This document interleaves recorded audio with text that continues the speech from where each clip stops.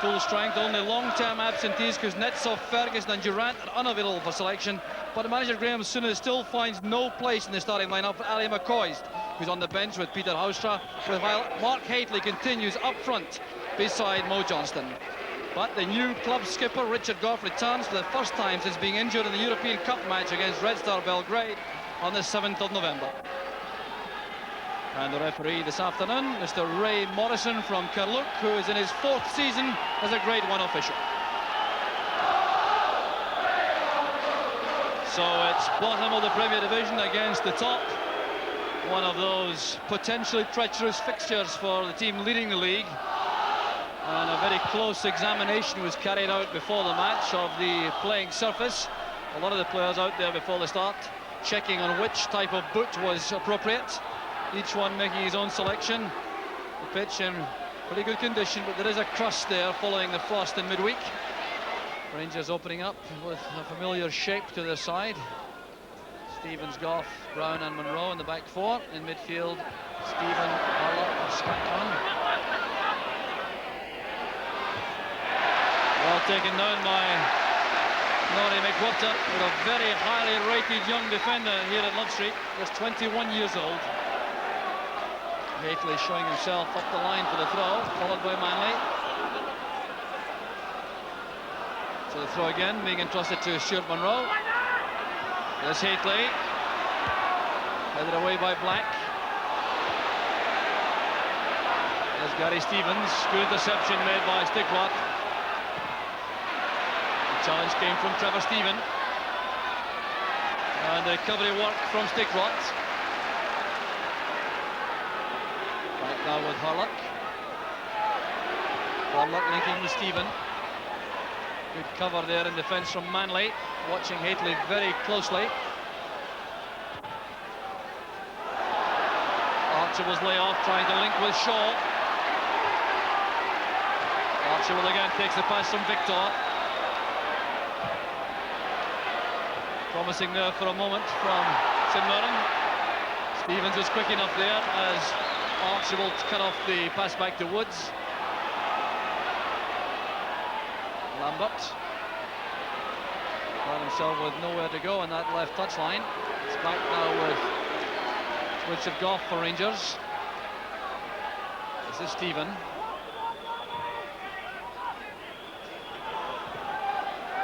Plenty of space now for Brown. Long ball looking for Haitley. That's a great header. Tom Black coming across to help in the middle of the defence. Harlock is penalised. A verbal exchange there with Paul Lambert. This really is foolish for young Paul Lambert. The free kick had already been given. So referee Ray Morrison conveyed a very clear message to both players. And that challenge there between Lambert and Harlock certainly was a little bit reckless. The result was a free kick to St Mirren and then some speech play from Lambert. Good control from Archibald. The pass asking rather a lot of Stigwart. Manley pressurised here by Haitley. A chance for Rangers. There's Walters. 1-0 to Rangers. Haitley was the creator. But a disastrous error defensively from St Mirren. He started there with Ronnie Manley trying to take that with his right foot instead of his head. Haitley was patient, waited for Walters, and it was an easy finish for Mark Walters. So the 11th goal of the season for Mark Walters, and a major setback there for St Mirren, losing that goal in the 7th minute of the match. Stevens forced to concede the throw.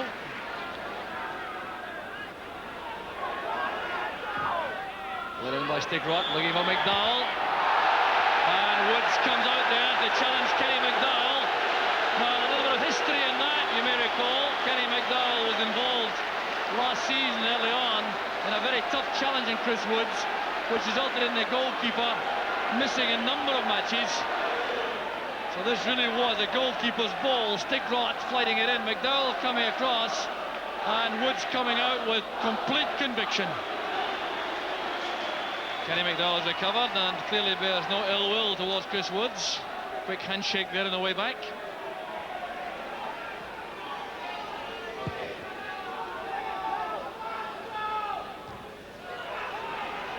There's Harlock. Trevor Stephen now on the right touchline for Rangers. Away from Black. And from Stickrock. The ball was over the line. It's a corner kick to Rangers. Well, Rangers carrying menace in virtually every department at this stage. They have Stephen on the right, Walters on the left, Hateley and Johnson through the middle. There's Walters doing some wandering. Just too high for Johnston. Maurice Johnston not quite tall enough to get up for that. But delightful play there from Mark Walters, taking a short corner kick. A little feint for that turn, which really was full of class, but Johnston couldn't get over the ball.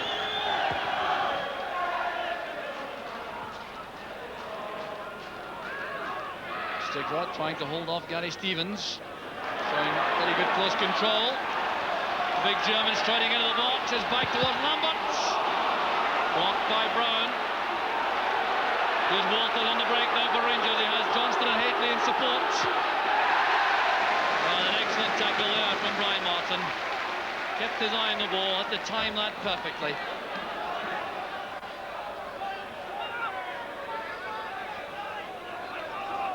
There's McWhirter. Hateley thought it was handball. The referee didn't.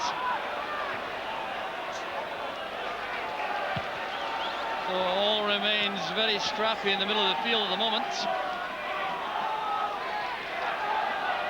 Both sides marking very tightly indeed in that area. Victor. It's on the way there off John Brown. Victor with McDowell. Strong play by Victor, but running into Harlock. And a free kick has been given against Victor. The referee preferring to give that free kick than give Harlock the advantage.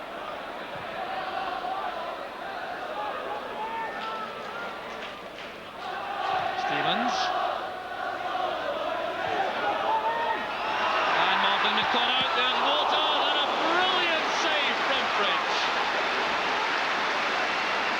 Les Fridge undoubtedly there to the rescue of Sinburn with an outstanding save. The error initially committed by Brian Martin, dwelling on the ball. Walters racing in, rifling in the shot, and it was a magnificent save from Fridge. Stephen, not done by Brown. There's Johnston. Not much of an angle there for Mo Johnston. So a break there that Les Fridge was entitled to have after that quality save. Tony Fitzpatrick has come down from the stand to the dugout to try to encourage his players. Monroe.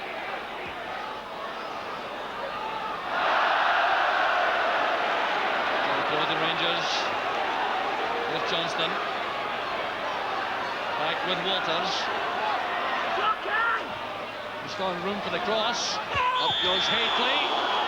And a good block made by Les Fridge, although the whistle had gone for a free kick against Hateley, but a bit of climbing there. Les Fridge again enhancing his reputation with a good stop at the post, even although it wouldn't have counted.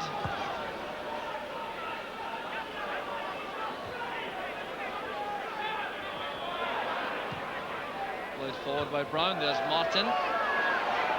Shaw controlling it well. Stigrot on the left. Someone have plenty of players forward. One of them is McDowell. And Stuart Monroe did just enough for Rangers to ensure there was no continuing danger. Good play by Lambert. Linking with Shaw. Archibald trying the first time shot. A difficult chance it was for Steve Archibald, but he would have hoped to do better. There by Stevens. Trevor Stephen took his eye off that. The split second. He has another chance now though. There's Stevens. Brought down by Victor. Free kick to Rangers. Quickly taken. And McDowell well tension there with that challenge on Haitley. A very important challenge it was, because the St. defence would be otherwise have been caught napping. Another unforced error, giving possession to Spackman. There's Walters, faced by McWhirter and Martin. Victor sliding in before the ball could reach Trevor Stephen.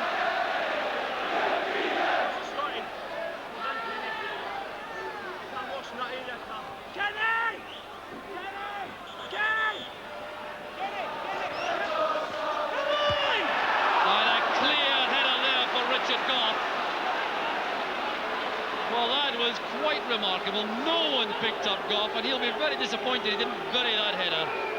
The corner kick from Trevor Stephen. Just look at the space Richard Goff has here, and he comes in and powers the header wide. This is Spackman. Walters.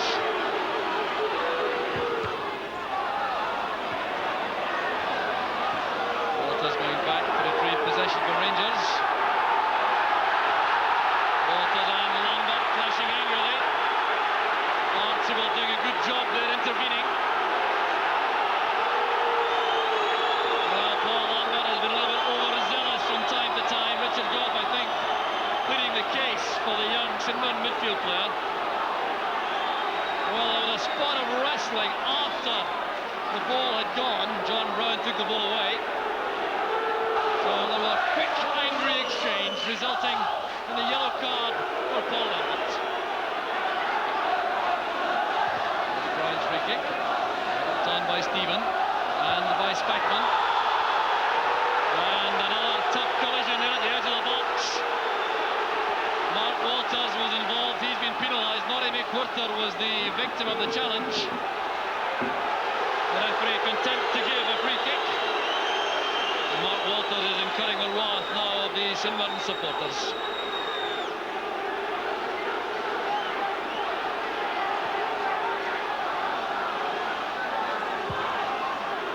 So tempers fraying a little as we approach the half-time whistle. We're in the final minute of the first half as Archibald goes through. He's caught there by Brown. Now the referee has given a goal kick, I think. Goff has taken a knock. Well, I reckon John Brown was lucky there, because as Archibald went through, Brown tried to bring him down. Archibald stayed at his feet and let fly with that left foot effort, and that, I think, did John Brown something of a favour. So it's all a little bit frantic toward the half-time whistle, which goes now. Mark Walters was the player who gave Rangers the lead in 7 minutes, courtesy of the St. Mirren defence. An error up front involving Archibald and Stickrod, allowing Rangers to break. And then Haitley forced his way past Roddy Manley to set up Walters for a goal in 7 minutes. It could have been more before half-time. St. Mirren looking in disarray as Rangers appear to be totally in command. At half-time, it's St. Mirren 0, Rangers 1.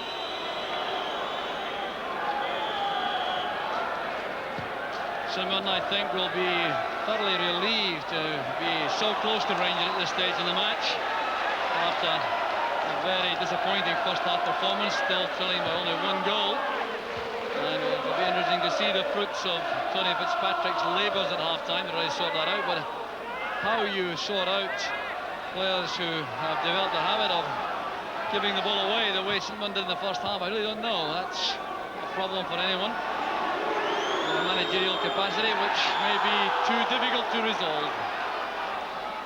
So Harlock and Victor have another tough exchange in the middle of the field. Free kick this time to St. Mirren. Here's Victor. Headed away easily by Spackman. No one forward there for Rangers. And Rangers, for all their dominance in the first half, may regret not having more to show for their efforts than that solitary goal from Mark Walters. Richard Goff is scoring the ball back to Woods. George Shaw was the St. Mirren player causing the problem. An interested spectator right behind Graham Souness, the Scotland coach, Andy Roxburgh. Spackman.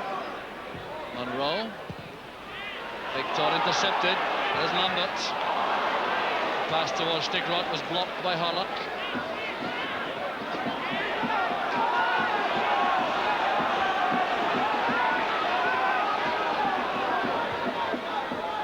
Stevens playing it through the middle rather haphazardly.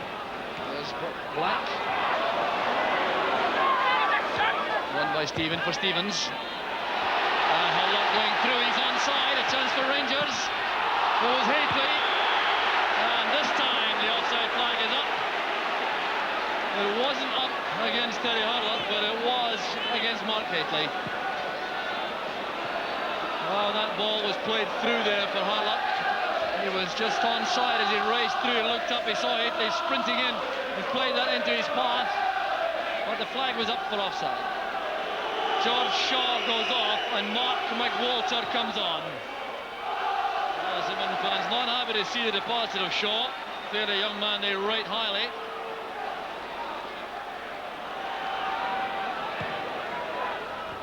There's Stickrot. Black couldn't find a way through for that pass. Kept in play by Black. Walter. Very quick when he starts to run. That's good play by McWalter. And by Chris Woods. Mark McWalter, though, injecting new life into the St Mirren attack. That was certainly appreciated, the way he came surging through. Now you see the skill and the power and the pace of McWalter in this run, going through the Rangers defenders, but Woods going down at his feet.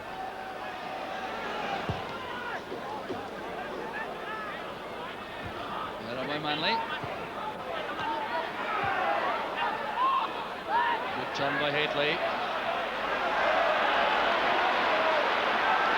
McWhirter and McDowell. Archibald now favouring the right flank. Still hasn't yet won over the St Mirren supporters, Archibald. So to get his first goal for his new club. McDowell playing it across, not quite what he intended, but it lands at Stigrat. Here's McWalter.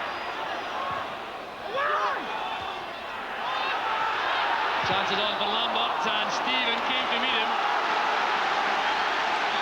Well, Lambert had a chance there, the ball would not drop quickly enough, and Trevor Stephen did extremely well there, spotting the danger, getting there to make the block. Stigrat's corner. Breaks back to Black, a lot of power on the left foot. It came off Stevens. There's Victor. A little bit of class there displayed by Victor, trying to beat Chris Woods with a chip shot to the top corner.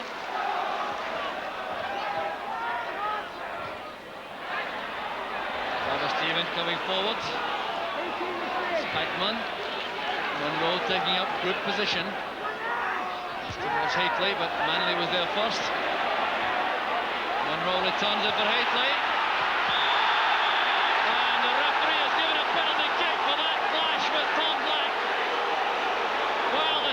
Defenders are incensed about that, and it looks as though Manley may well be booked. Every St Mirren player crowding around the referee, and I have to confess I have considerable sympathy. Well, as this ball was played through here, cleared initially by Manley, the header came from Stuart Monroe. Now there was Hately trying to control the ball. Tom Black coming in. Well, it appeared to be nothing in that at all, and Tom Black has been adjudged guilty of a foul, which I must confess I didn't see much in at all. Well, referee Morrison has given the penalty, and that may well be the death knell for St Mirren's chances in the match. The yellow card for Manley, and also for Stigrat. Well, the St Mirren players clearly incensed, and no matter how unjustified they may feel the award was, it will stand. Mark Hately taking a lot of stick from the St Mirren fans. So it's Johnston against Fridge. Good effort by the keeper, but Rangers go two ahead. Maurice Johnston gets his 16th goal of the season, and Rangers now appear to have the match well in hand. Well, Les Fridge did extremely well with that effort for the penalty. He guessed right, threw himself to the right, but the accuracy and the power was there from Johnston. Well, Maurice Johnston having a word there with Thomas Stigrot. As Ali McCoy joins the action for Rangers, replacing Mark Walters. Light winning from Hullock. Victor, hauled to the ground there by Hullock. And referee Morrison, I reckon, will take action against the Rangers midfield player.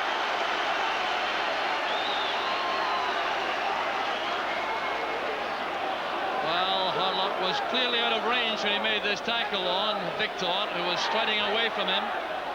Pulled down the Spanish international, and having been involved in one or two tough challenges earlier in the match, he's shown the yellow card. There's Stigrot.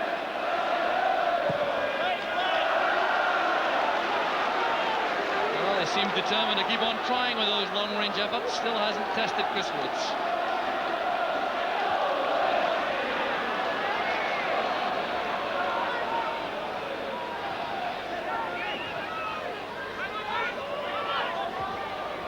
Back to Goff. There's Trevor Stephen.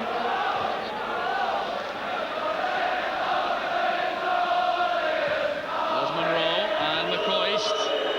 Back to Johnston in his new midfield role. This is Trevor Stephen. Oh, that's good play by Stephen. There's Haitley. No question mark about that. Brilliant finish from Mark Haitley. And capping an excellent piece of play by Trevor Stephen. Well, that was Trevor Stephen and Mark Haitley at their best. Stephen turning and twisting towards the byline, driving over the cross, left-footed, and Haitley there to bullet the ball home with his head. Oh, Johnston trying to set that up for Haitley through the middle. Manley was quick enough.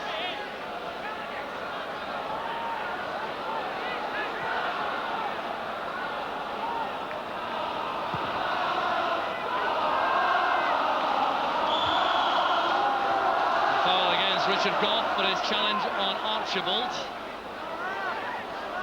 Goff not too happy about that. So a free kick which Stigrot will take. I wonder if he's thinking about a free kick from long range. Direct shot, no.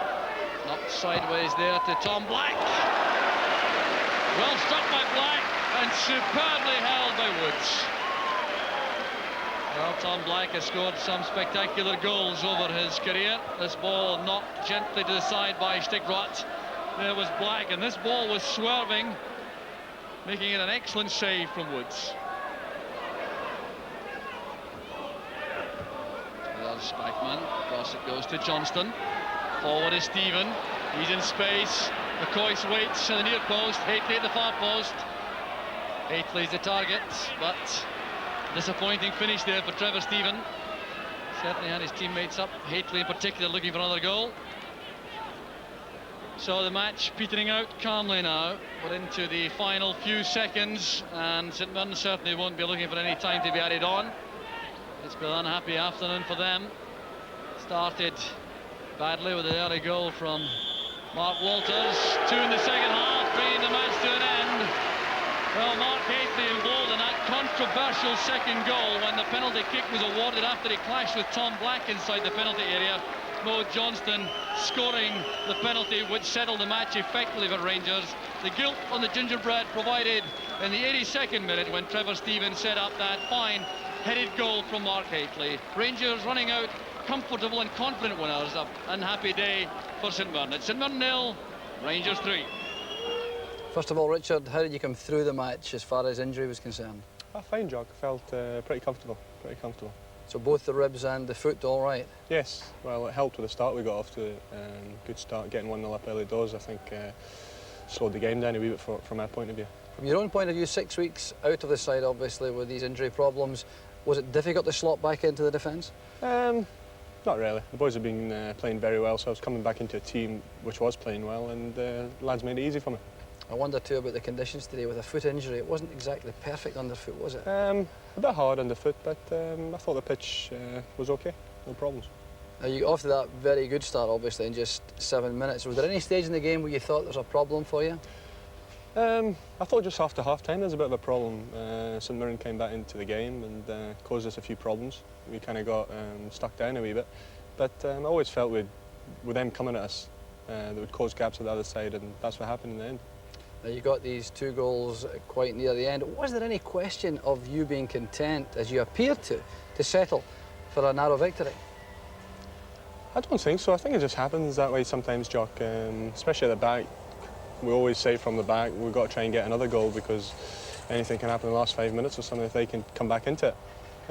So from a defender's point of view, I'd rather be 2-0 up anyway. But you're right in saying that we tend to sit back sometimes when we are 1-0 up and just soak up pressure and hit teams on the break with the people like Mark Walters and Morris, which we're quite good at anyway.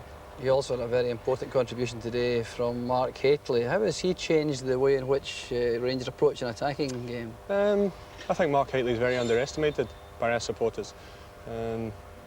He's definitely a player that all the other players round about respect very much because he does a tremendous job up front. We can play any type of ball up to him and he'll make it into a decent ball. But one thing I could say, I wouldn't like to be playing against him every week, Jock, and I think a few in the Premier League have found he's a very difficult man to play against. Now, you've come through a very good run of matches, but you face 3 very tough ones. That's Aberdeen, Dundee United and Celtic. Could that, do you think, have a vital bearing on how the league turns out? I think so, but saying that, Jock, it's only 17 games gone now, so we're not even halfway through the season yet. So still a long, long way to go. But obviously the games, if you can beat the top clubs, it definitely goes a long way to getting you the championship. That's something that will be in your mind throughout the festive season. Yes, we'll be having a very quite festive season.